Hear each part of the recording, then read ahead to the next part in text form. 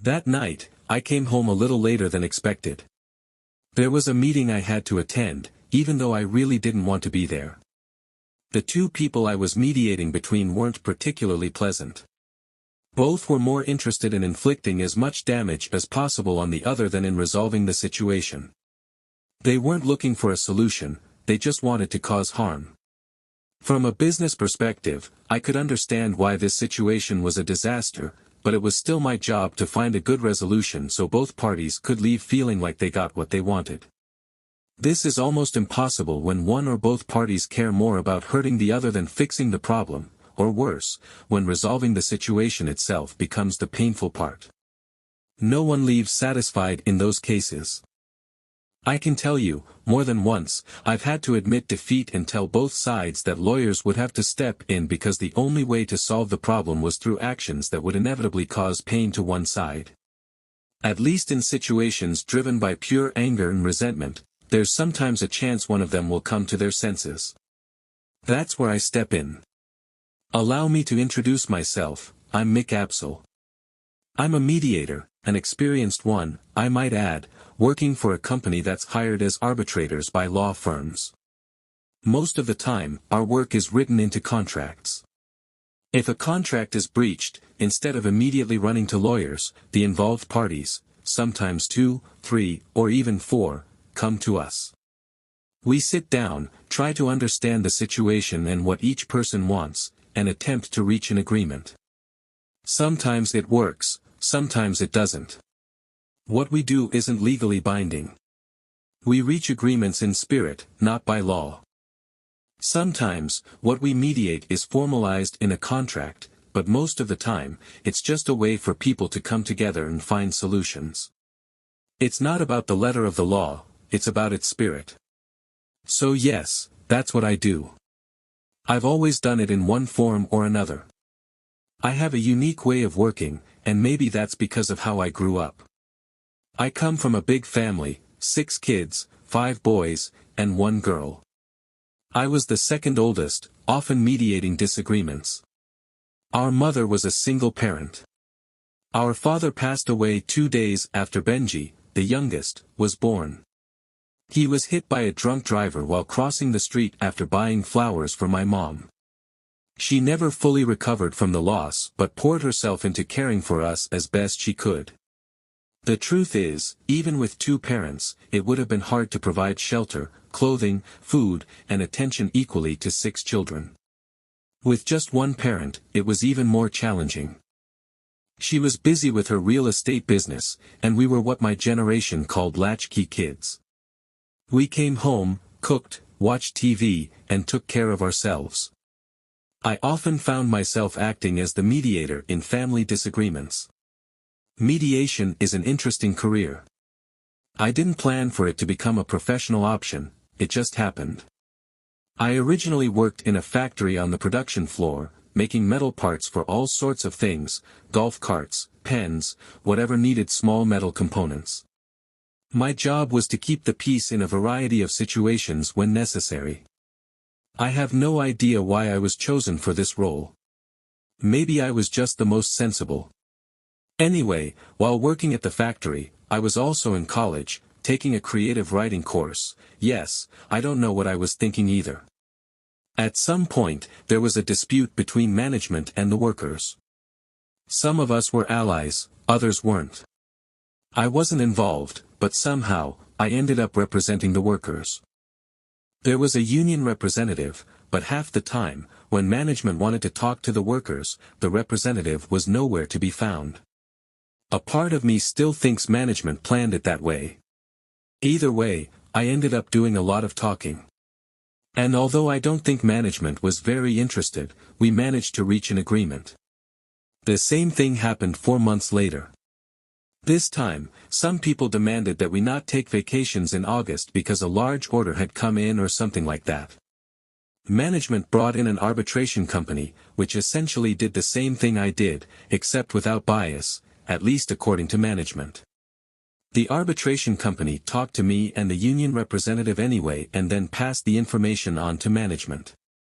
All they really did was act as intermediaries. We managed to resolve the situation and avoid further issues, as management would say, and everyone got something out of it. I know I did. I received a job offer from the arbitration company. So, I changed my college major to business studies with a specialization in psychology and started working for them. 2 years later, I graduated and have been working as a mediator ever since. Believe me, I've mediated some strange disputes: movie companies and actors, agents, car companies and their employees, lawyers who are partners, even a group of surf competitors and the company that organized their events. I've even mediated several marriages. I wasn't trying to be a marriage counselor. I assumed these people knew what they were doing. I only show up when everything else has failed, and it's time to decide who gets the CD collection. I have a special methodology that works for me, though it might not work for others. People respond to vulnerability and honesty, so I try to show both when I mediate. I sit down and talk to each side individually to understand who they are, what they think is important, how they feel about the situation, what they want out of it, and what they think about the other side. Essentially, I try to get a full picture of both parties in the conflict. I should note that I've been scolded more than once by senior partners for using this terminology, but that's how I see my clients, and it works for me. I just need to be careful not to use those words too openly. From there, I can generally find a way to help each party think about what the other person considers important. Whether it matters to them or not is another story, but that's often the root of the conflict. Connecting with people is vital. Speaking of connection, yes, I have to talk about my wife. She's the love of my life. I know everyone says that, right? But it's true. It's like what people say about having kids and how wonderful it is. It's hard to describe until you've experienced it. I find the way people announce pregnancies kind of amusing. You hear, "We're pregnant," which always makes me smile. No, we're not pregnant, she is. She'll carry the weight, endure the discomfort, stop drinking, and eventually go through the ordeal of childbirth, not to mention the potential physical challenges afterward, like stretch marks or postpartum depression. Meanwhile, the guy hands out cigars. Great job, buddy. Then there's the advice everyone gives you: go out and have a drink, you won't be able to once the baby's born. Go to the movies, you won't be able to once the baby's born. Go out to eat, you won't be able to once the baby's born. Go sleep, you won't be able to once the baby's born. And my personal favorite, go have a night out, you won't be able to once the baby's born. But they always end with the same line: it's the best thing you'll ever experience. Sure, it sounds amazing. I mean, so many people say it, so it must be true. But they give you all these specific reasons why it'll be hard, only to end with, "but it's great. It's the best thing ever." I couldn't help but notice that there wasn't anything specific about it, but given how I felt about Christy, I could believe it. By the way, that's her name, Christy Fenton. Well, now it's Christy Absol, or at least it will be for the next few months. In any case, I felt the same way about Christy as she did about me.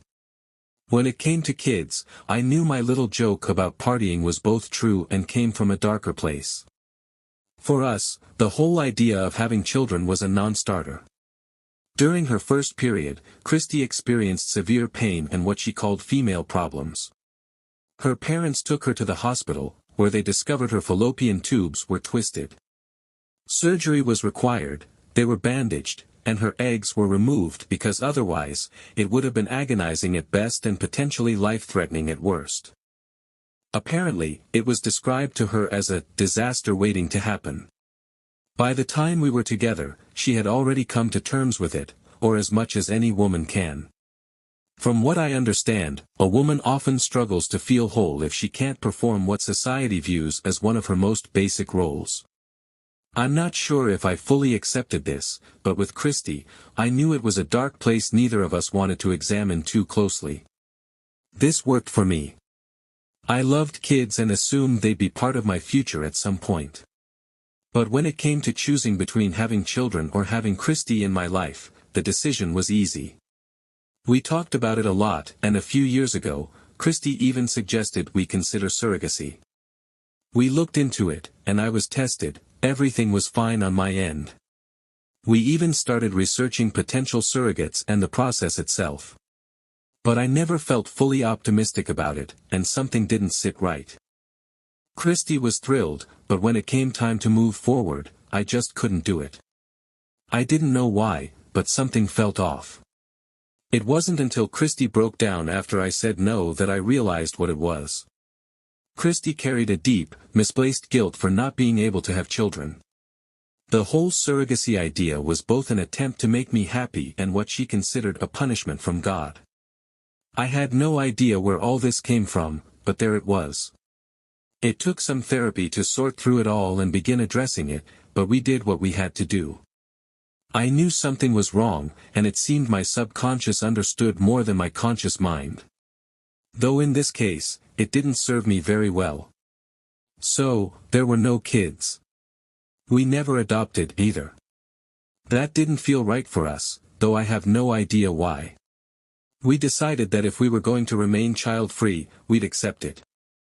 Instead, we traveled, saw the world, ran with the bulls, had breakfast at the foot of the pyramids, played hide-and-seek in the ruins of Pompeii, went diving at Pearl Harbor, got drunk for weeks trying wines in Napa Valley, and bungee jumped off the Sydney Bridge. We lived life to the fullest.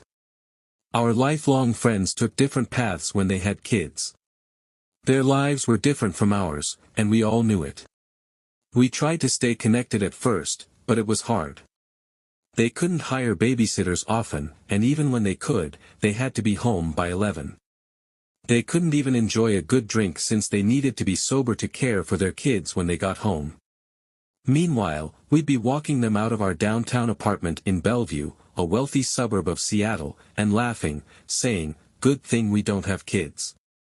It was a little pathetic and clearly our way of masking our own insecurities, but we were also tipsy. Later, we shared a quiet, tender moment on the balcony. We lived on the 3rd floor, so we didn't worry about being seen. There were definitely some perks to our lifestyle. We've been married for almost 12 years. We met at a hockey game. I had just moved to Seattle after graduating from college in Missouri and, before that, from the suburbs of Chicago, where I grew up. I didn't know many people, and someone from work invited me to the game. Honestly, I didn't have anything better to do that Saturday. 2 teams of college students were playing against each other, and the level of violence was something to behold. From what I could tell, it was a great opportunity for women on both teams to hit the men on the field and be cheered for it. Sometimes it was hard to tell who was who, the women were just as fierce and determined. I'd just seen a guy take a hockey stick to the shin so hard that his ankle guard broke, leaving blood everywhere, when I noticed someone next to me holding a drink and watching the scene. "Would you ever want to be on a college team again?" she asked, glancing at me. "Not if it means limping home like that," I replied a bit hesitantly. She smiled, looked back at the man being escorted off the field by 2 teammates, and said, "But not like that." "It was nice talking to you," she added, nodding before walking away. Christy stood about 57, with brown hair highlighted with blonde streaks. Her face was slightly round, with stunning eyes emphasized by dark makeup and long lashes. She had a proportionate nose with a slight upward tilt, incredible cheekbones, and full lips that were mesmerizing if you focused on them too long. Her eyes were an intense blue, and she blinked often. She was well proportioned, nothing too big or too small. As I watched her walk away, I almost kicked myself for my less than impressive responses, shaking my head in regret. Later that day, I got another chance. I stopped by a temporary bar set up outside the field. They were only selling cheap wine, beer, and pre-mixed cocktails that tasted, well, pre-mixed. I was buying a glass of the least offensive wine. Yes, I know a bit about wine. My Aunt Nancy, my mom's sister, worked part-time as a wine critic. I learned about bouquets and other nonsense critics talk about. I also learned that 95% of it is just pretentious fluff meant to impress people who don't know better. At the end of the day, wine, like art, is about what works for you. Nothing in the world makes a bottle worth $100, let alone $1,000, except your willingness to pay for it. I bought the only thing that didn't make me wince and turned to leave, only to find that same captivating woman standing behind me in line. She was fiddling with a small black box that looked like a gadget of some kind. She was so focused on it that she didn't notice me waiting for her to move. I cleared my throat, and she looked up with a hint of irritation, then realized the situation. "Oh, I just got this, and I can't stop playing with it," she said, holding up the box, which appeared to have a gray LCD screen. "It's the tracker, one of those new PDAs," she added, as if that explained everything. I just looked at her, and she quickly said, "Sorry, let me get out of your way." She stepped aside, and I walked past her, but then stopped. She grabbed her drink, turned around, and now I was in her way. She looked at me, a faint smile playing on her lips. "We must have these chance encounters," she said with mock urgency. I smiled back. "Let's step out of the line and talk." And we did, for an entire hour. I learned that the device she was playing with was one of the new personal digital assistants. I discovered that she was addicted to gadgets, a skilled librarian, and a historian. I found out that she had only come to the game because a friend was playing, and she didn't want to let him down. I also learned that she was free the following Friday and was interested in seeing the latest Harry Potter movie but didn't want to go alone. The hint was not subtle, and I got it. That was just the beginning. For weeks later, we were sharing a bed, and 10 months after that, we were married. I could tell you all about the chaotic wedding. My entire family showed up, turning it into a wild family reunion. Her relatives were there too, from a much higher social class than mine, looking at us with skepticism through their bifocals until someone from my side got involved in a shouting match. I could tell you about her family, a sister, a brother in the military doing who knows what, who knows where, with who knows who, and long-divorced parents who were now just friends. I only met her brother a couple of times. He was often abroad but seemed like a decent guy. He cared about his sister but wasn't blind to who she was. We shared a pint or a can of beer, military guys know how to drink, and had what I'd call some interesting conversations. I learned far more about her ex-boyfriends than I wanted to. I could talk about our years together. We grew together, had fun, explored life, and generally acted like teenagers whenever we thought we could get away with it. We were partners in every sense of the word. We joined several groups together. I read poetry, she gave it a try and even attempted drawing. I, to be honest, didn't even try. I could read and write, but that's where my artistic skills ended. I didn't even know which end of the brush to use. When I attempted some abstract art, she walked over, looked at it, and said it still looked like I was 7 years old. Then she laughed hysterically. We both had top-of-the-line mountain bikes and used them often. The Seattle area is full of bike trails, and we took full advantage. It was our primary form of exercise, and we loved it. We even did weekend rides to Portland and Vancouver. I don't want this to sound like some hippie nirvana. We fought, we had disagreements. I swear, this woman had a temper. When she was truly angry, she could silence an entire room. She had a wicked sense of sarcasm that could cut you to the core, and when she got genuinely upset, she would do it in front of others. My only options were to back down and look weak or start an argument in front of our friends. I tried both strategies, and neither worked. Backing down usually made the issue disappear faster, but it left me looking bad in front of others. She knew exactly what she was doing. It was strange because, to everyone else, she was an absolute delight. Even when she was annoyed with people in our social circles, she could be polite and composed when necessary. Somehow, I felt extremely privileged. She was comfortable enough with me to let her guard down. It was a compliment in a way. On the other hand, there were times I was seriously concerned about her mental health. What frustrated her the most was when I tried to use my Jedi mind tricks on her. Apparently, when I slip into mediator mode, as she called it, I unconsciously adopt a certain posture and expression. She quickly learned to recognize it, and no matter what we were arguing about, it always made her angrier.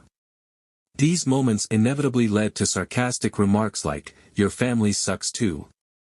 There's no argument that can't get worse when you involve family. She figured out early on that bringing my mother into a disagreement was a line she shouldn't cross. The weekend we spent in a motel because I threw her out made that very clear. In fairness, though, I should note that it wasn't as if she didn't often have reasons to yell. I'm not easy to live with. I'm moody, I can get angry over small things, and I tend to look down on stupid people. I've also been known to frequent clubs, even though I know what they represent in terms of the exploitation of women. I was just as capable as she was of provoking unpleasant situations, though I preferred to handle them behind closed doors. She always knew when she crossed a line. Once her temper cooled, she often apologized sincerely. After these episodes, I'd sometimes have trouble even getting out of bed the following week. It was emotionally exhausting. Our life wasn't anything short of a show. Or at least, that's how I saw it. I thought we were nothing less than the perfect couple, whether in the bedroom, the living room, or even the car. One night in Victoria, Canada, we explored each other's boundaries and shared our thoughts and fantasies. We tried adventurous things, like going out to dinner without wearing underwear or playing a couple of role-playing games where I picked her up at a hotel bar. But one night, a man approached her, and when she didn't immediately turn him down, I had to step in and explain the realities of the situation.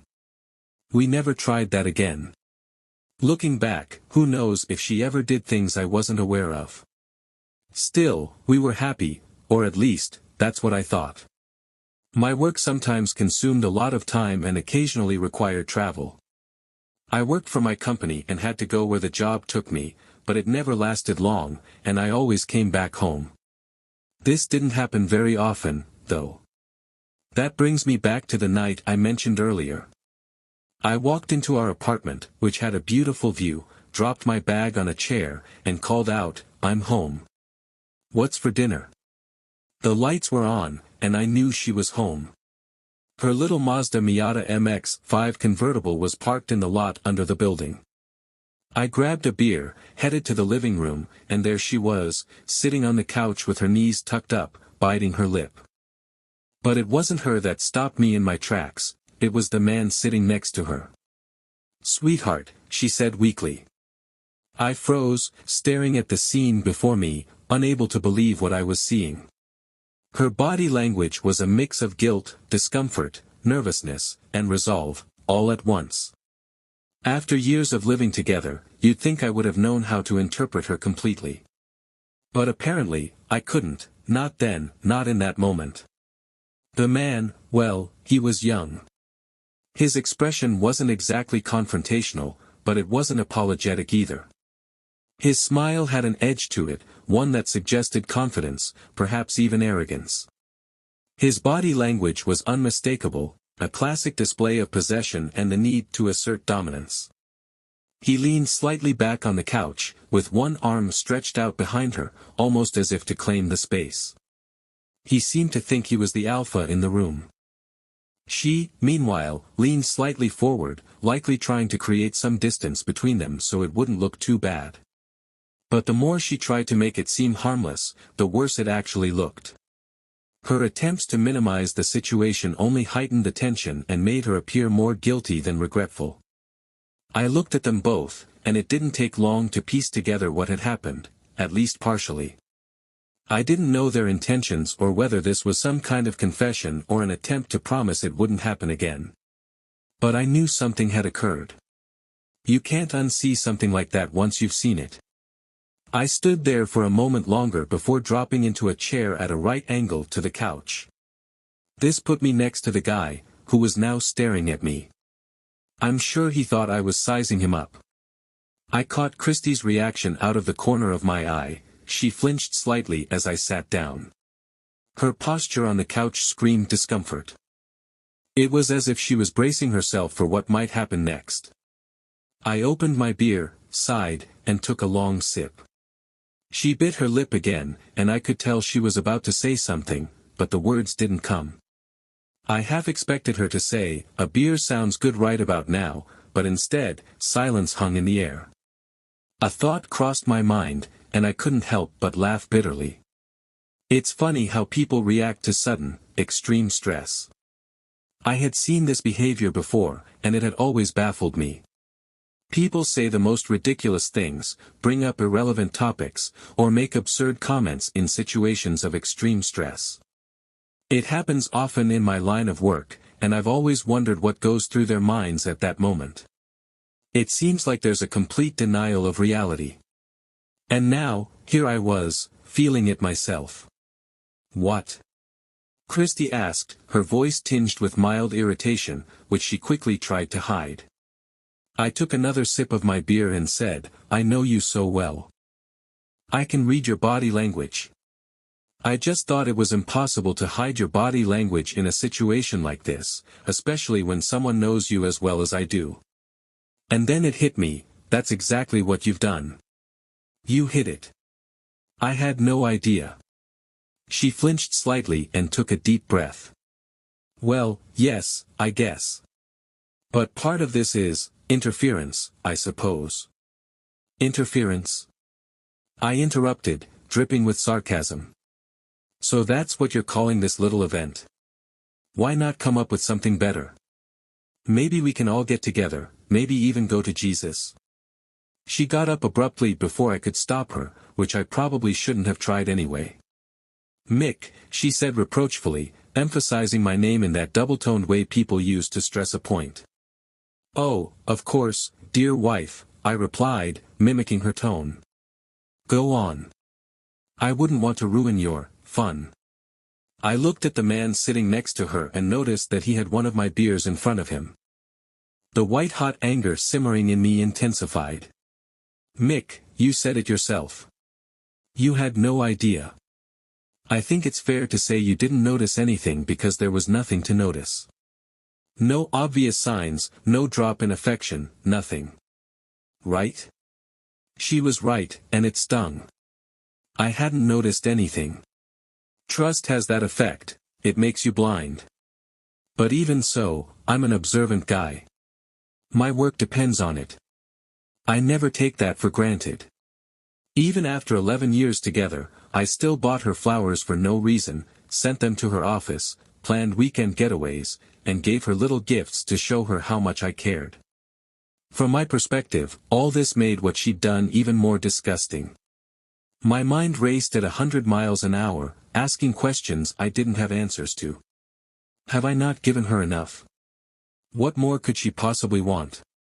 What led her to this? Why? I forced myself to control my emotions. If I stormed out now, I'd never get the answers I needed. As tempting as it was to leave, I knew I had to stay and figure this out. I wouldn't get all the answers, she would inevitably lie about some of it. She'd still try to protect me from unnecessary pain. I knew she loved me, but that didn't change what she'd done. Still, I was certain of her love. Maybe I was fooling myself, but you just know some things in life, and I knew she loved me.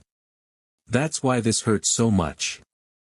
I gestured with my beer, not trusting myself to speak. Christy took this as a sign to continue, her voice calmer now. Logically speaking, Mick, if I've never given you less than I always have, how does this change anything? I'm still the same person I've always been. She gestured to the man sitting beside her. This is just one extra dimension. That's all. Nothing changes. I still love you, and I always will. I want things to stay the same between us. She paused, waiting for me to respond. From her perspective, she thought she was being smart, trying to get me to see things from her point of view, much like I do in my job. She wanted me to metaphorically walk in her shoes. There was a moment of silence. It's not about you, sweetheart, she said. There's absolutely nothing wrong with you. Please understand that. You're my world, and you always will be. Then what are you saying, Christy? I asked, surprised I hadn't already flipped a coffee table or lashed out at someone. You just couldn't give me everything I needed, she said, tears forming in her eyes. Her voice cracked. The love, the gifts, the weekends away, it just wasn't enough. I needed more. I laughed bitterly at the word love. More? I asked. Does he have more in his pants than I do? Is that it? Her composure began to crack. Her voice wavered, and her face trembled. Tears welled in her eyes. The man next to her leaned forward, his face now tense with concern and hostility as he looked at me. Christy, he said in a low, steady voice. It's okay. Stick to what we talked about. His hand, resting on the back of the couch, moved forward as if to comfort her. I leaned forward too, narrowing the space between us. Can I call you something? We're almost like brothers now, I said mockingly, placing my hand over his, which was still resting in his lap. In a smooth motion, I grabbed his index finger and gently pulled it back. He had no choice but to lean away or risk breaking it. With Christy's arm draped behind him, there wasn't much room for him to move. As I increased the pressure, he twisted his body to relieve it, but he was effectively trapped. Listen, I said, my voice calm but firm. My wife is mine. No matter what you do, she's still my wife. I placed deliberate emphasis on the word wife, pulling his finger back slightly more. You're sitting on my couch, in my apartment, drinking my beer. And frankly, I'm not impressed by whatever heroic notions you might have about being her savior. You're here because Christy, I paused slightly on her name, wants you here. But I don't. So, stay quiet and don't say a word, or worse things will happen. I'll break the rest of your fingers if I have to. Don't make me angrier than I already am, or bad things will happen. Got it? He nodded frantically. I released his finger, and he leaned back in his chair, pulling his hand away from Christy and rubbing his injured finger vigorously, glaring at me with narrowed eyes. I held his gaze for a moment before turning to Christy, who had gone even paler. She looked shaken but quickly composed herself. That wasn't necessary, Mike, she said. James wasn't going to hurt you. He's only here to support me. He's not a threat. Oh, good for him, I replied coldly. Still, he'd better keep quiet. I won't hit him, but I swear, I really want to hit someone right now, and he's making it very tempting. Mike, please understand, she said, her voice trembling. We didn't choose this, it just happened. Oh, did you trip and fall onto him? I said bitterly. I've read that line in too many stories for it to sound remotely believable. She sighed deeply. No, it wasn't like that. We just worked together, and it happened. I'm sorry. I don't know what else to say. I love you, I always have, and I always will. But I also love James. I can't explain it. It's not the same. There are parts of me that are drawn to both of you, but I love you both in slightly different ways. Please try to understand. I took another sip of my beer, contemplating her words. I set the beer down and replied, well, I guess I'm not your main prize anymore. She bristled at that. I've never shown you anything but respect and love, and you know that. She hesitated, then continued. There were other things happening, but I've always made sure you never felt less than you deserved. That will never change. Her gaze was intense, as if daring me to challenge her. She'd spoken in such a way that it framed the situation as a given, as if it was already decided. It was the classic manipulation of framing, a way to force people to accept a situation as reality and then adapt to it. Not today, Christy, I thought to myself. With my work, I've always believed in vulnerability, in finding common ground to bring people together, and in fairness. But those same skills, when misused, can drive people apart just as effectively. And at that moment, I was angry. She needed to understand the pain she'd caused me and the reality of the future she'd chosen. I was going to shatter the illusion she was holding on to, and I was going to do it with words. What if I say no? I asked, my tone even. What if I tell you I won't live like this, Christy? That I won't share, and you shouldn't either. What about the vows we made? Do they mean nothing to you? She had enough self-awareness to look away. I understand your anger, Mick. I'd feel the same way if the roles were reversed. But I'm here to help you through this, she said. Look, this has been happening for a while, and you never knew. Now you do, because I respect you and felt you deserved to know. I don't know what will happen next, but I know what I want. I think you can live with this. I believe we can make it work. What we have is too great to let go, and you know it. You know we're better together than apart. She gestured toward the man. This doesn't affect us. It's like a second job or something. She had no idea how angry I was. Her tone and mannerisms were classic signs of someone who had detached themselves from the full weight of the situation.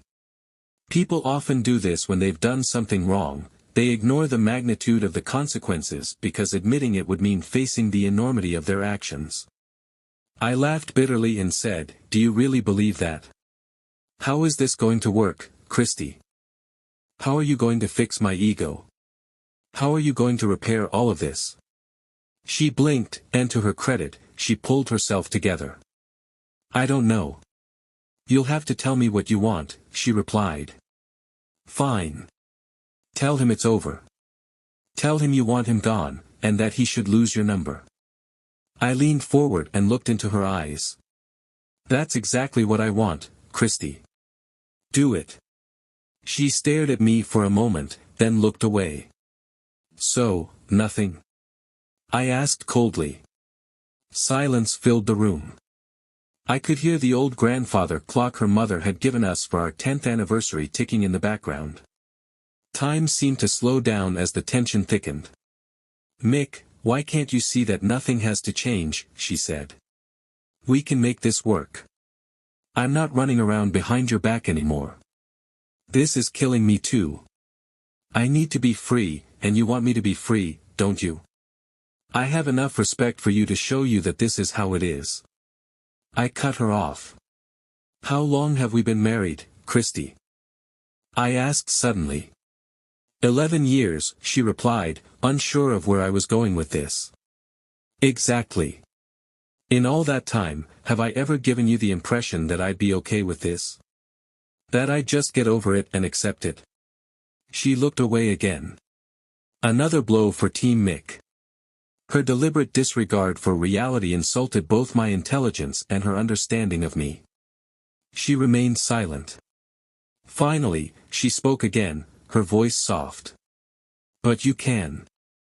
I know you can. We've built a life on love, unfiltered, raw love for each other. If you love me, if you really love me, you'll let me do this." "Oh, is that what unfiltered love is now?" I said sarcastically. "Falling for someone else and being with him too? Is that what it means to love without boundaries? Then what does unfiltered hate look like in your world? Should I start there? Should I kill him first?" "That's not fair, Mick," she said, her voice breaking. "I didn't plan this. I didn't want to hurt you." "Well, good luck with that," I said coldly.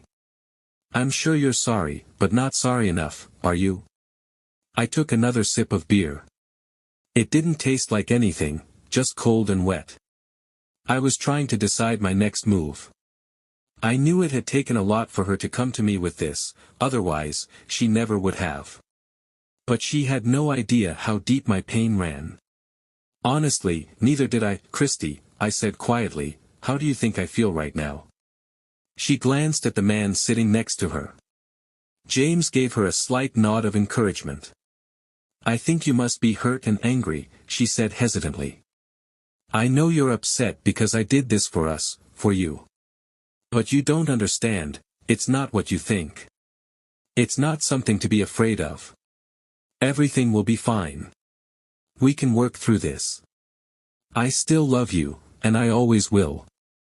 I need you to understand that.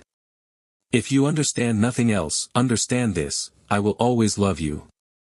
I'll always be yours, and you'll always be mine.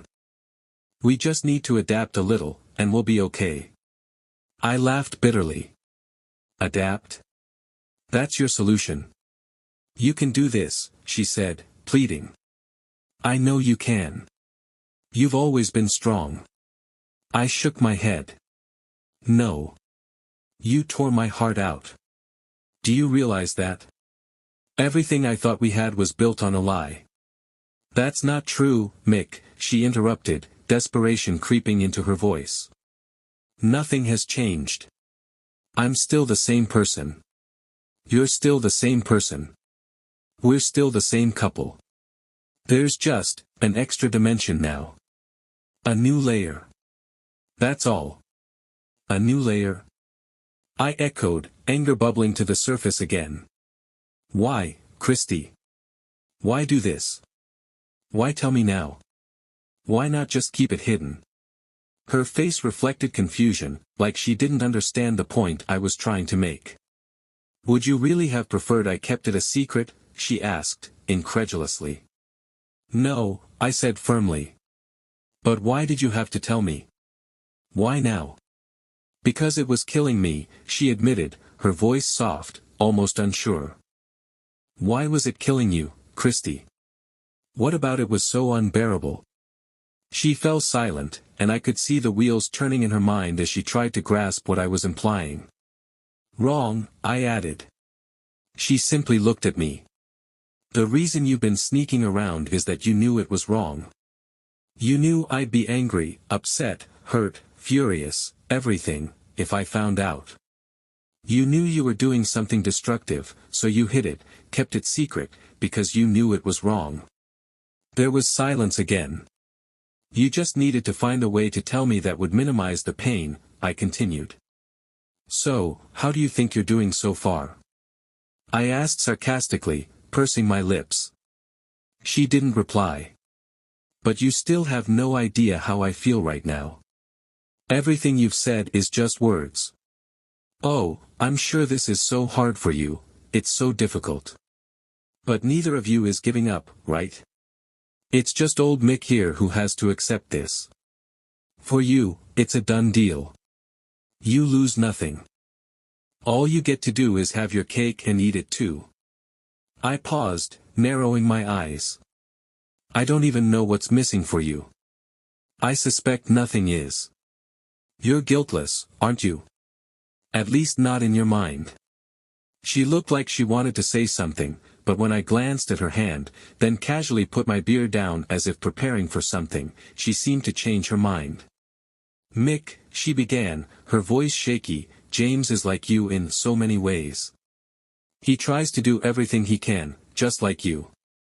Please, give me a break. A break? I snapped. Listen to me, Christy. Sure, he is like me, except for the simple fact that we're having this conversation right now. That's the difference. I leaned forward, my voice low and firm. You've changed things, Christy. You charmingly pointed out that I no longer have you exclusively. And if you recall, that wasn't the agreement when we exchanged vows. So, let me tell you the best thing you can do, walk away from this stupidity right now. Throw yourself at my mercy, and maybe, just maybe, you can salvage something. But let me make it clear, I do not share.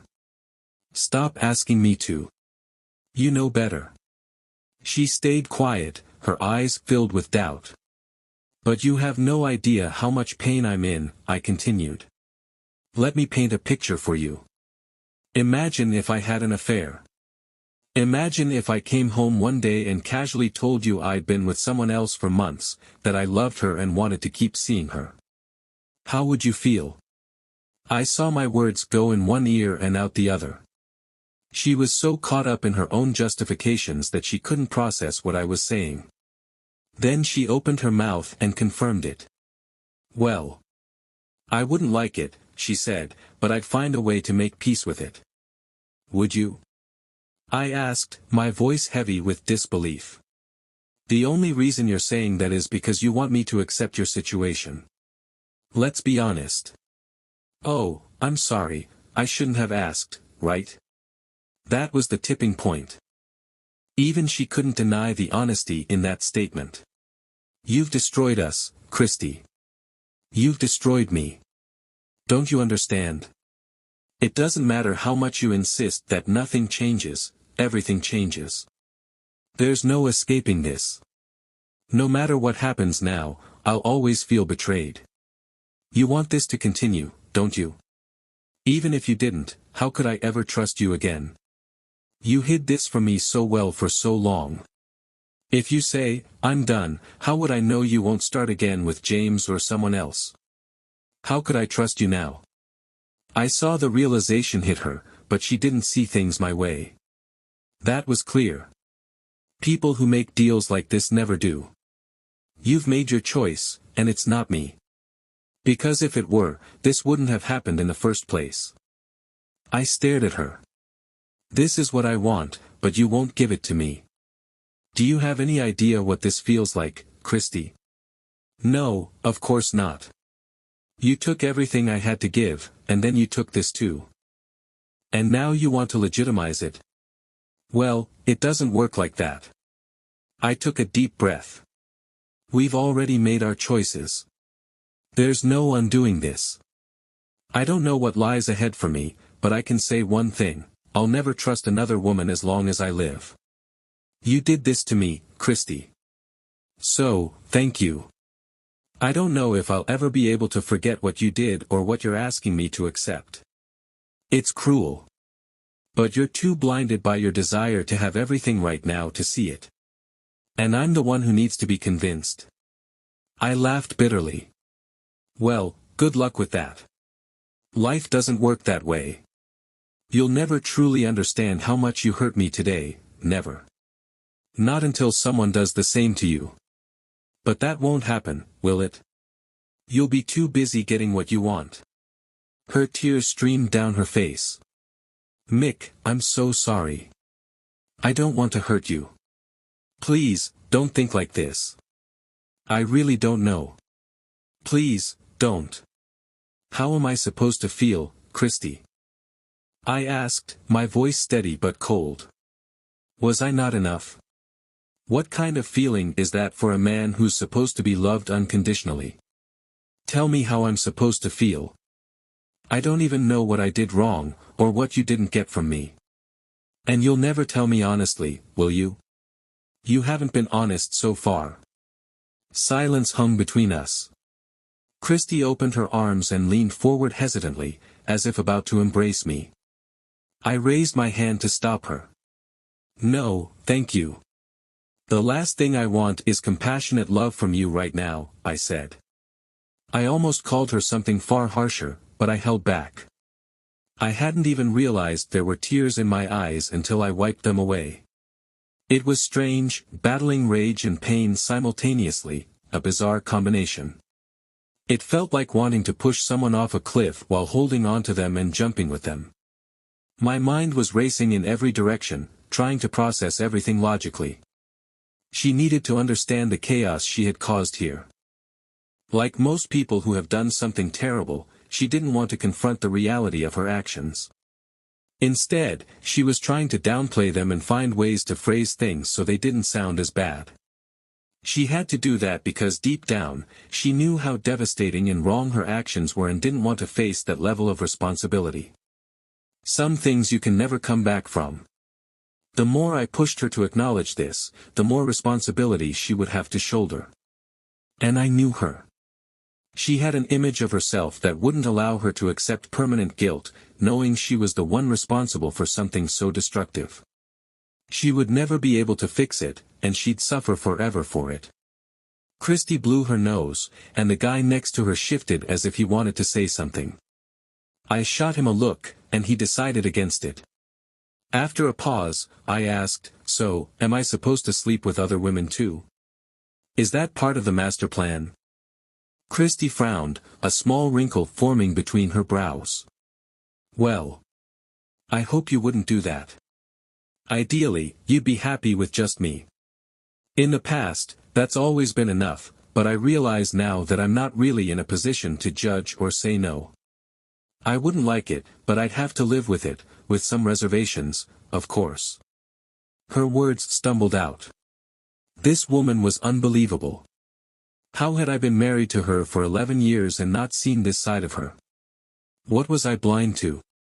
Was love really this blind? Or was I really this stupid?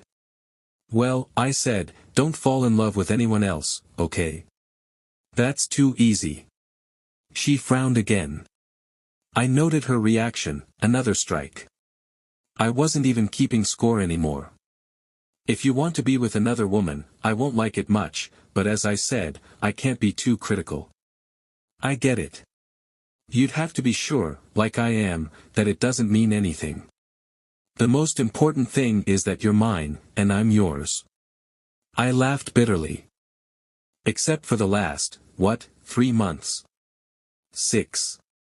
While you and this clown were having fun together. She sighed.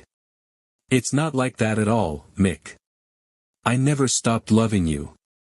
I just expanded my horizons, that's all. Well, thanks. I prefer my horizons where they are, I replied. She smiled faintly, clearly realizing I had no intention of seeking anyone else. Good. As I said, as long as we stay together, nothing changes.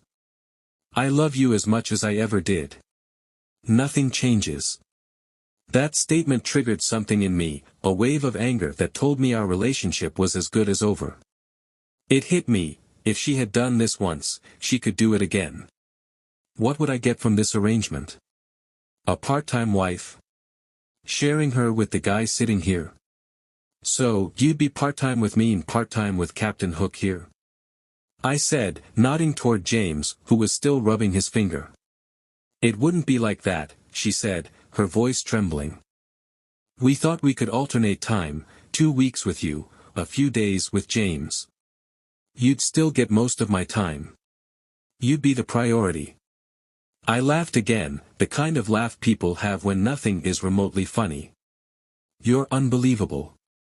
How did I miss this for years? Was I blind? Or was I just stupid? She even smiled slightly. Love is blind, Mick, she said softly. Right, I said dryly. I realized this might be one of the last conversations I would have with her, so I decided to get everything out in the open. I turned to James. So, you're okay with this arrangement? I asked, nodding toward him. He looked at her, then at me, hesitating for a moment before nodding. I shifted my attention back to Christy. So this just happened. You just fell in love, no plans or intentions. Really? Yes, you have to believe me. I wasn't looking for this. I was happy, even more than happy, except for this moment, knowing I hurt you. It hurts me too. And yet, I'm the one paying the price, I said coldly. It's a shame I'm the one who has to pay the piper here, not you. It's not easy for me either, Mick. I know you're angry, and I know you're hurt. But I also know you're better than this. I know you can handle it. Oh, you know that, do you? I asked. You know I'll just get over it. She averted her eyes and didn't look back at me. I leaned forward slightly, my voice calm but firm. Do you want to know what I think, Christy? I asked softly. She turned her gaze back to me, worry evident in her expression, and hesitantly nodded. Fine, I said. I think this is all very clear, from beginning to end. All this "it just happened" nonsense is overflowing like a bad excuse.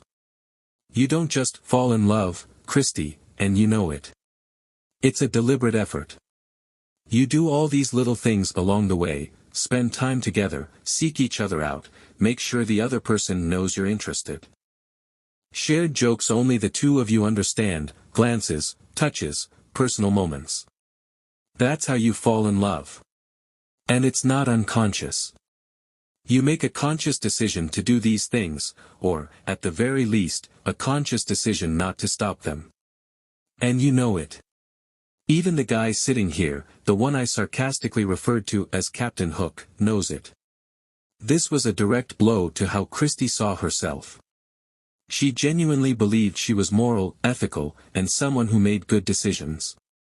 And while you can sometimes help someone see reality, it requires the right words at the right moment, and only if they respect you enough to listen. If they're deep in denial, as I saw here, it's like trying to shout into a hurricane. Christy was smart enough to know I wasn't wrong. She understood the weight of my words, even if she wasn't ready to fully face them. She would think about this for days, whether she admitted it or not. Maybe you didn't intend for this to happen, I continued, but you certainly didn't stop it, did you? That's the real betrayal, Christy. Every little thing you did was emotional infidelity, even before this turned into, whatever it is now. And you know that. Her expression shifted slightly, and I could tell she was starting to grasp the full impact of what I was saying. The power of words, when you know how to use them, can be immense. Do you understand, I asked, leaning forward, that if you're giving all this love to someone else, then by definition, you're not giving it to me? You've decided how much love I'm supposed to get, and whatever is left, you hand out as you see fit. Is that how it works? I'm so glad you were able to put a number on how much love I deserve. Maybe you should write an article about it. I'm sure there are plenty of couples who'd love to know how much is enough. Christy's face paled, and I saw the strain around her eyes. She realized I wasn't done, that I wasn't letting her off easy. What do you think your brother would say about all this? Have you even considered that? I asked casually, though my tone carried weight. She raised her head and set her jaw stubbornly, a clear sign she was digging in. I don't think he'd like it, she said. But if I explained to him that I didn't want this to happen, that it just did, and that I want to be happy and this is my way to do it, he'd understand. He wants the best for me. Your brother spoke to me about you personally, I said, my voice calm but firm. At your wedding, no less. He told me, don't tolerate her behavior. It burns hot and fast, but if you hold your ground, she'll come around. She's got strange ideas, but when you face them with a laugh, she'll eventually see sense. I paused. I don't think he'll welcome this situation the way you're hoping. She hesitated. I think you're being optimistic, I added. Don't sugarcoat it, you were with another man and then came home to me and lied about it. There's no way around that. You can't undo it or justify it. Christy lowered her gaze, then looked up again, speaking softly. I know what will happen. Just like you knew I'd find a way to accept it. 0 for 2 so far, sweetheart. Not a very good result, I said. Christy blew her nose and rubbed her eyes. You know, I continued, even if I ask you to leave, you'll keep doing this. I turned my gaze to James, who was now glaring at me with hatred. How would you stop? I asked her. After all, you love him, right? You said so yourself. So, when I say, go, where exactly will you go? Don't tell me this wasn't part of your plan. I know it was. You're not stupid, you knew there was a chance I wouldn't go along with it. And from the way you've expressed yourself so far, giving it up was never an option. I leaned back slightly, watching her reaction. So, will you leave? You've already moved some of your things into his place, haven't you?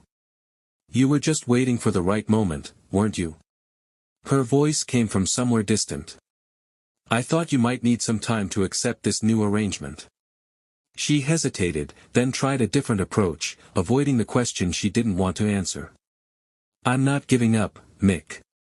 Even if you make me leave, I'll still be here. You're mine, and I'm yours. Always. And you know that. So your plan is to build your life with a man who knowingly and willingly pursued another man's wife? I asked. Someone who doesn't respect other people's relationships at all. A man so outstandingly moral that he sits on my couch, drinks my beer, and lays claim to my wife. This is the person you're connecting your emotional life to. What exactly are your standards these days? I watched as Christy threw a furtive glance at James, who shook his head and gave her a reassuring smile, as if to say, "Don't listen to him, sweetheart." Before he could say anything, I leaned forward and said in a low, threatening tone, "Last warning, James. Stay out of this, or you'll be known as Jim with one testicle. Got it?" Then I continued.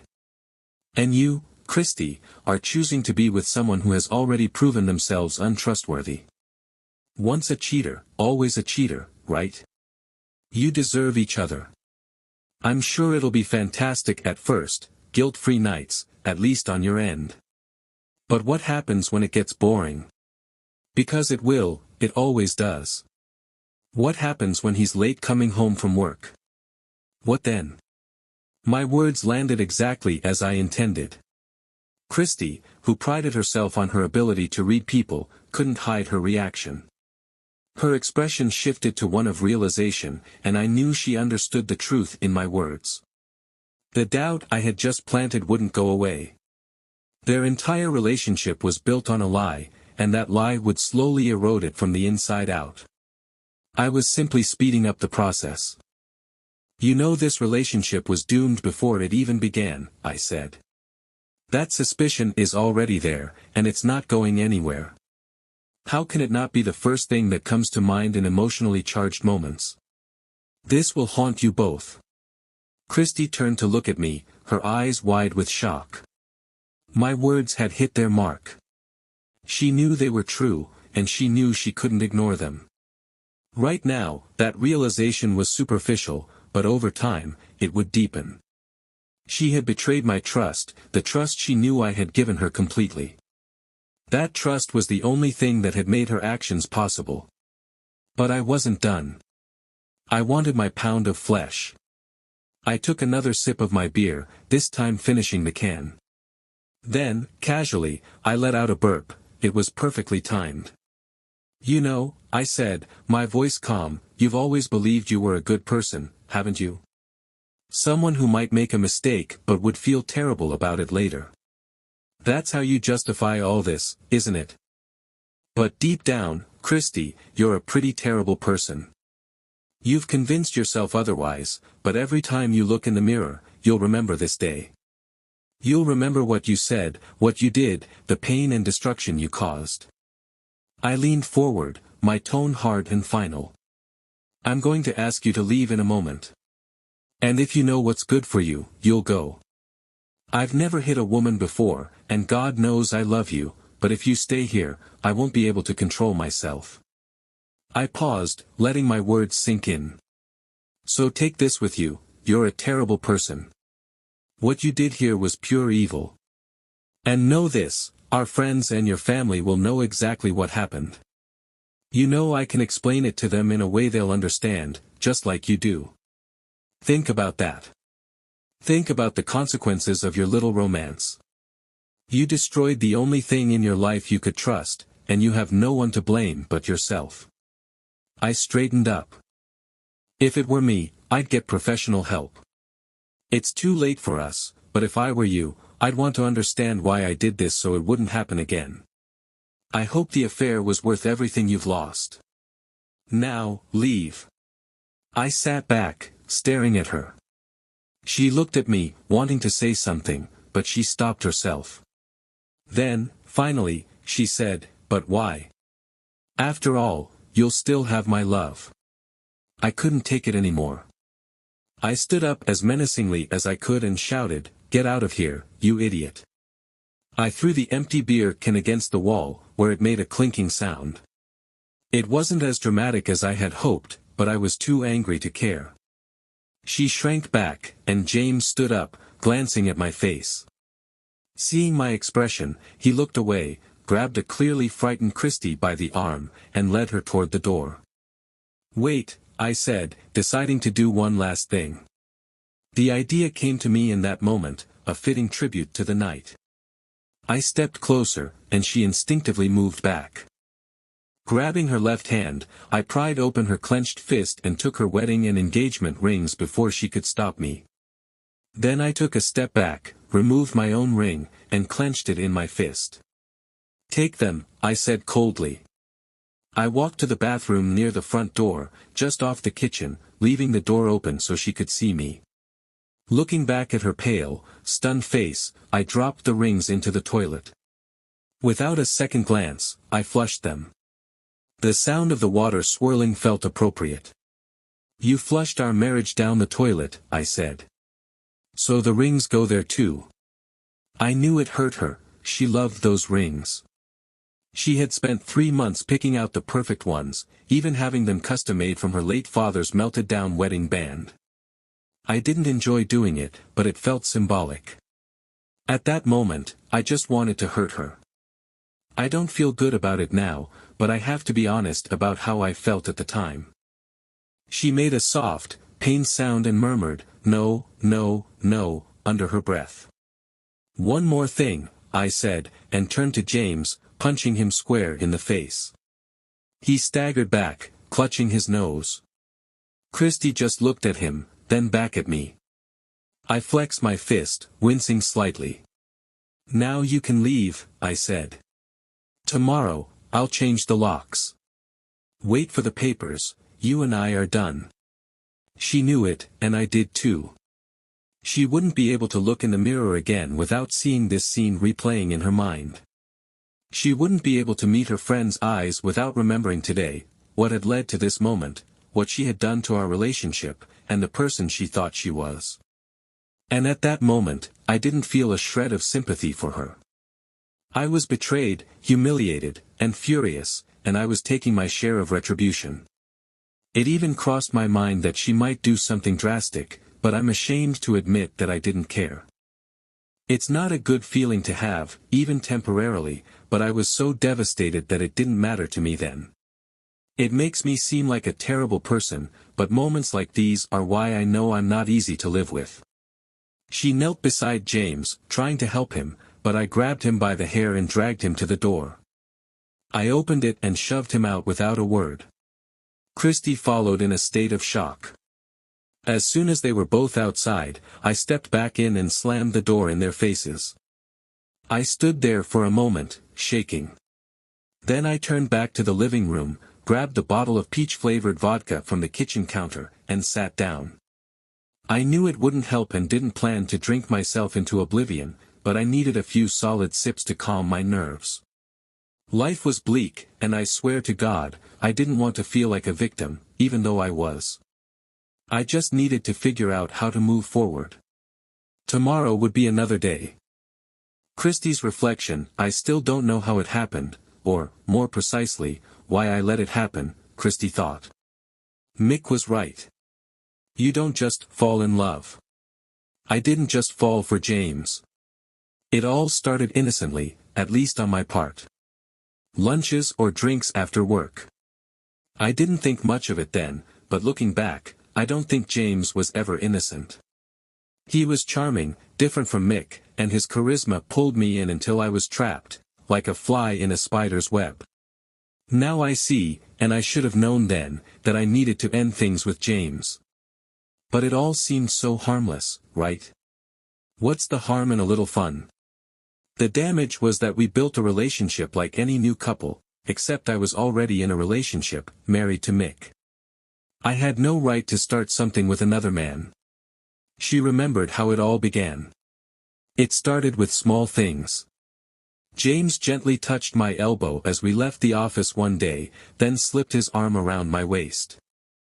Soon, we were exchanging jokes, first about people in the office, then about Mick. I even told James about Mick's Jedi mind tricks, as I called them. James laughed and rolled his eyes with me when I got sarcastic about Mick. Soon, those jokes turned into something more. We started exchanging friendly kisses, on the cheek at first. Then, over time, they became longer kisses on the lips. No tongue, but it was only a matter of time. And yet, I couldn't stop.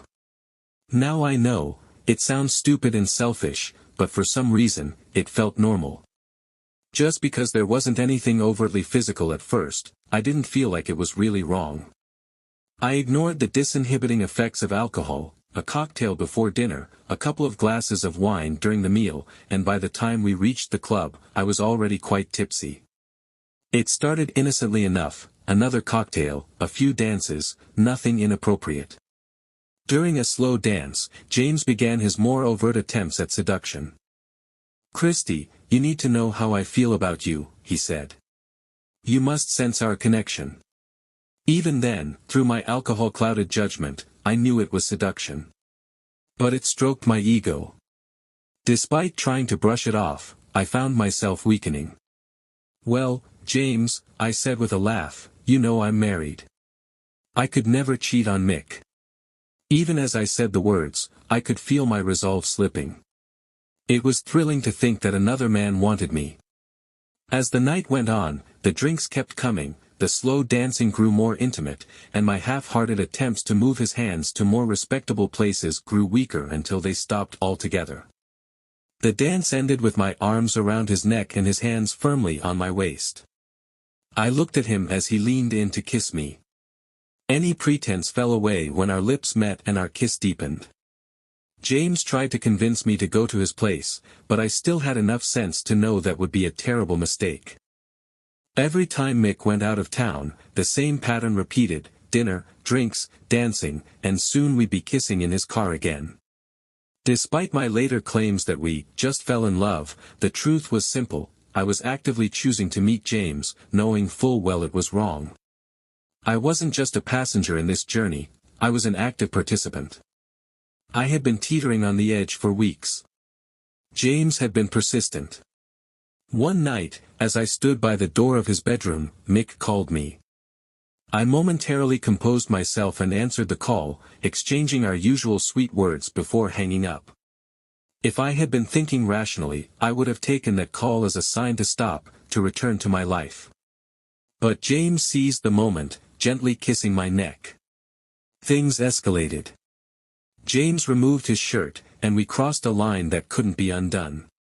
It wasn't because he was some god of romance. He was competent, sure, but nothing that would make me abandon my life for him.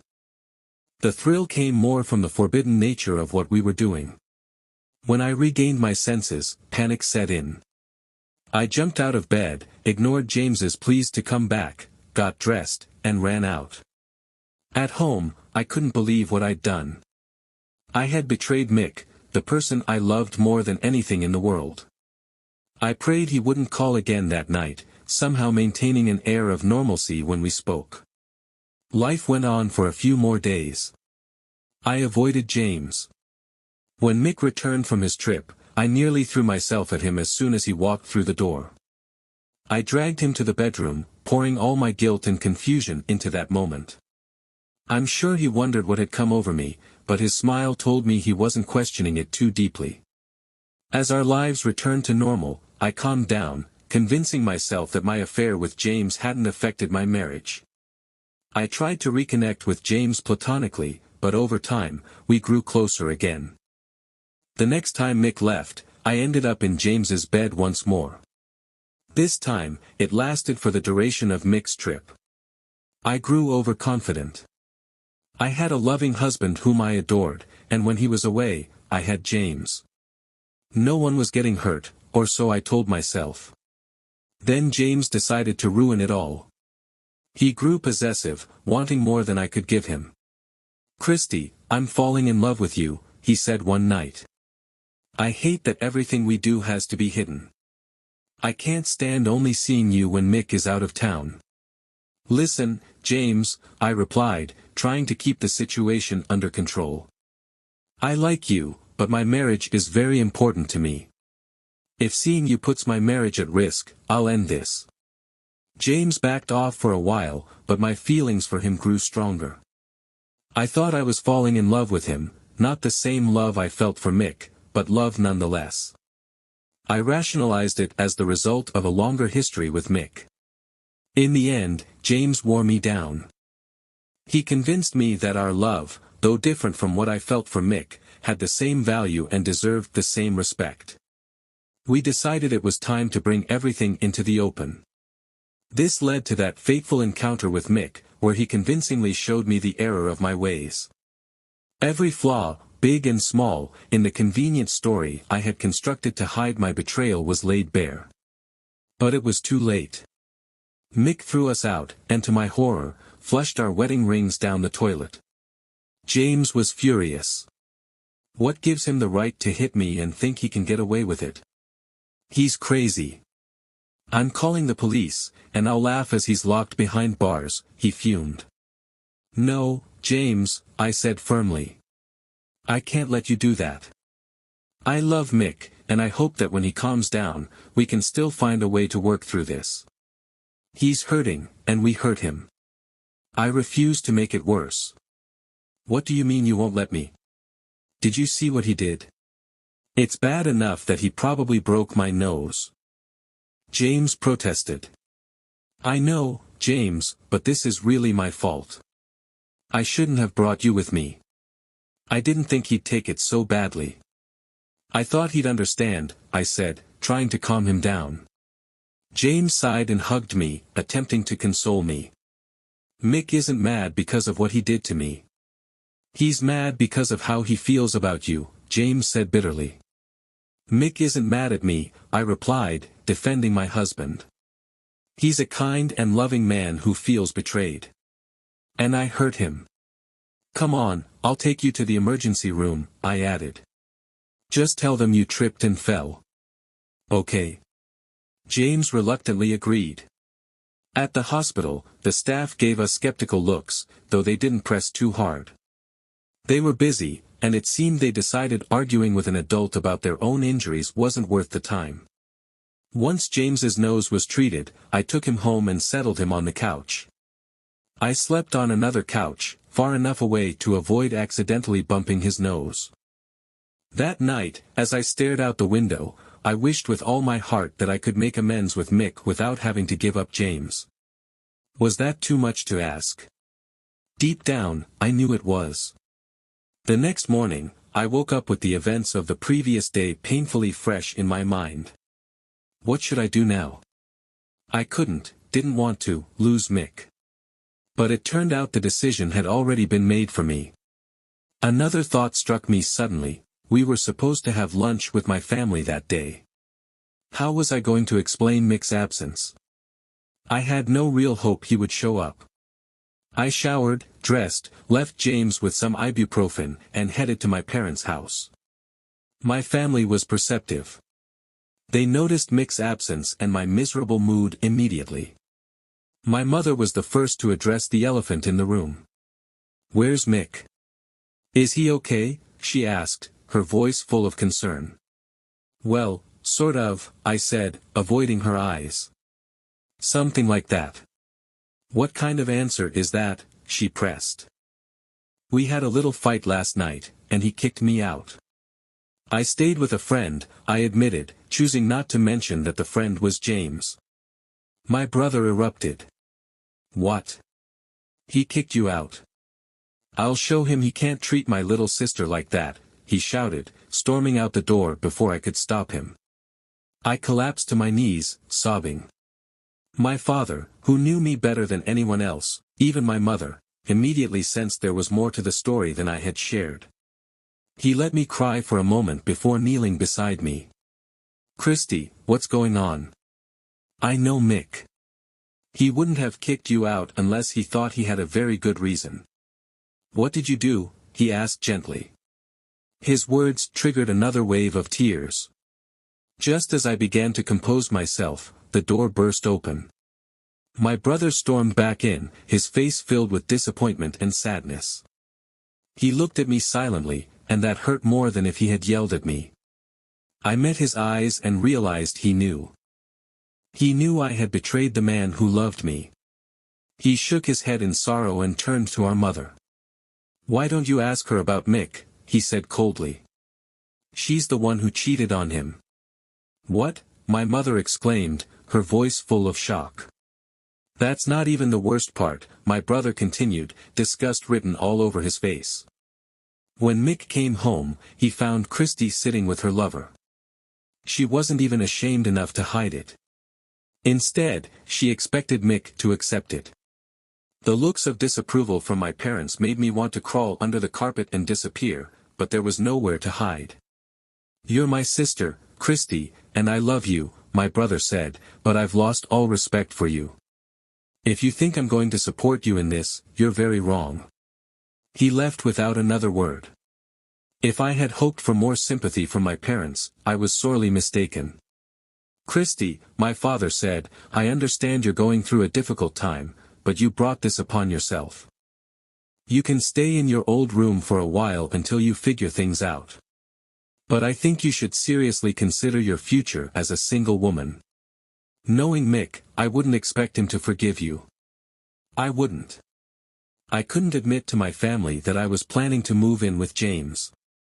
They were already so disappointed in me, and I couldn't bear for them to think even worse." My father turned and walked away, and my mother broke into tears. I ran to my old room, crying. Soon after, divorce papers arrived. I put up a token resistance but knew it was pointless. I eventually signed the papers, and after the waiting period, my marriage was annulled. James, of course, was thrilled. He had won. He never seemed to consider what I had lost. I almost broke up with him several times. I resented his role in the destruction of my marriage, refusing to fully admit my own guilt. Deep down, I knew I was deceiving myself. I was already being tormented by nightmares and feared I would lose my mind if I fully confronted my guilt. My own stubbornness wouldn't allow me to leave James. I had lost my marriage because of him, and breaking up with him would mean all of it had been for nothing. Whether it was the power of suggestion or not, some of Mick's predictions began to come true. James and I grew increasingly distrustful of each other, and any thoughts of marriage between us quickly vanished. James visited my office a few times to invite me to lunch, and one day, he came while I was talking to Stuart, the new sales representative. Stuart was youthful and handsome, and at that moment, he had just told me a funny story about something his daughter had done. I was laughing when I saw James turn and storm out of my office. Grabbing my bag, I hurried after him, catching up just as the elevator doors were closing. I slipped in with him. "What's wrong, James? Why did you run out?" I asked. "Who were you talking to?" "Your new boyfriend." "Laughing at the poor guy who thinks he's your boyfriend?" James retorted angrily. "What are you talking about?" That was Stuart, our new sales rep. He was just sharing a cute story about his daughter. "He's happily married and would never cheat on his wife," I explained. "You were happily married too, and that didn't stop you," James shot back before rushing out as the elevator doors opened. I managed to catch up to him, despite my high heels. "You've got some nerve," I said. "My happy marriage didn't bother you when you came after me. It wasn't so hard to lead you astray." James exploded. "Look, Christy, we both work with people of the opposite sex, some of whom are particularly attractive. I know this might be harder for us, considering how we started, but if we want this relationship to work, we have to learn to trust each other," I said, trying to calm him down. James paused, reflecting on my words, then nodded. He hugged me and kissed me gently. We went to dinner that evening, and things settled down for a while. However, there were still some bumps along the way, like the time I arrived a little late to one of his office parties and found his secretary standing a bit too close to him. I almost shoved her aside as I pulled James into a corner to lecture him. For the rest of the night and the following few days, I acted angry, but we eventually calmed down again. One evening, I forgot to tell James about a work dinner. My phone kept buzzing with messages during the meeting until I finally turned it off. When I got home, I found James furious. "Where have you been?" he yelled. "Maybe I should ask who you've been with." "What are you talking about?"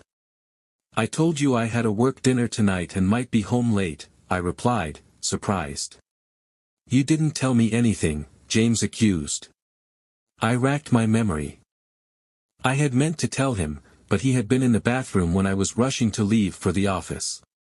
"I'm sorry, James." You were in the bathroom, and I had to leave. I thought I had already told you and didn't feel the need to call or text, I explained hastily. Then why did you ignore my messages? He asked. James reluctantly accepted my explanation, and after a few cold days, our relationship returned to normal. It felt like a roller coaster, either we were consumed by passion or secretly, sometimes not so secretly, harbored suspicions. As the saying goes, once a cheater, always a cheater. I began to wonder if Mick had been right. Maybe I was deceiving myself. Perhaps deep down, I was a bad person, and that's why I couldn't find true happiness. No matter what I did, I couldn't shake that thought. Yes, I had done something wrong, something terrible, but I still believed I was a good person. That was the one thing I clung to, like a shipwreck survivor holding onto a piece of debris. I was near my breaking point. If I didn't figure this out, one or both of us would leave. I knew it was selfish, but James was wasting his time, and I had already lost my marriage. Eventually, we sought professional help. I wish I could say we had a moment of clarity, embracing and promising eternal love, but the truth was much sadder. Our feelings after Mick had thrown us out were more genuine than we liked to admit. Our love story had been built on deceit. It was naive to think there could be a fairy tale ending. Despite how this might sound, the realization came as a relief. Knowing that our feelings were somewhat normal allowed us to start seriously considering marriage. I was content in our relationship, though I didn't feel the deep connection I'd had with Mick. Something continued to nag at me, so I decided to seek individual therapy to address it. Through therapy, I realized my affair had been a subconscious way of coping with my inability to have children. While this didn't absolve my guilt, being able to point to something, anything, to explain what felt like deviant behavior was a relief. I left the psychologist's office feeling better than I had in months, only to see Mick with another woman. I was surprised, and relieved, that she wasn't the redhead. She looked a lot like me. Maybe he missed me and was using her as a replacement. Maybe I could convince him to take me back. I forgot about James entirely as I walked toward them, but before they could notice me, the woman turned, revealing her pregnant belly and the baby in her arms. I turned away, tears streaming down my face, and ran. It finally hit me that I had lost everything. I realized it was time to make a painful decision. Slowly, I returned to James and our home. James looked up from his laptop as I walked through the door. "How was it, honey?" he asked. From his expression, I could tell he already understood. "James, we need to talk," I said, the cliché nearly choking me. He just looked at me, worried. I wondered if he thought I was about to confess to cheating. "James, I think it's better if we separate," I said, my voice trembling. "Who is he?" James spat. "I should have known you'd cheat eventually. Once a cheater, always a cheater." I couldn't help but laugh bitterly. "Funny. You didn't seem to mind my infidelity when I cheated with you." "No, there's no one else, and there probably won't be for a while. It's taken me time, but I've realized our relationship was built on lies and betrayal. Even after all our counseling, we're barely holding on. I think we should make a clean break and move on with our lives. Who knows? Maybe after some time apart, we'll meet again and start fresh." James laughed in my face. "Don't kid yourself," he said. "Do you think I can't find other women to warm my bed? Maybe next time, I won't put all my eggs in one basket. Maybe next time, I won't be stupid enough to go after a woman who cheats on the man she claims to love." God, you're so naive. I didn't know what made me betray Mick, but I packed my things and left. "I'll come back for the rest later," I said.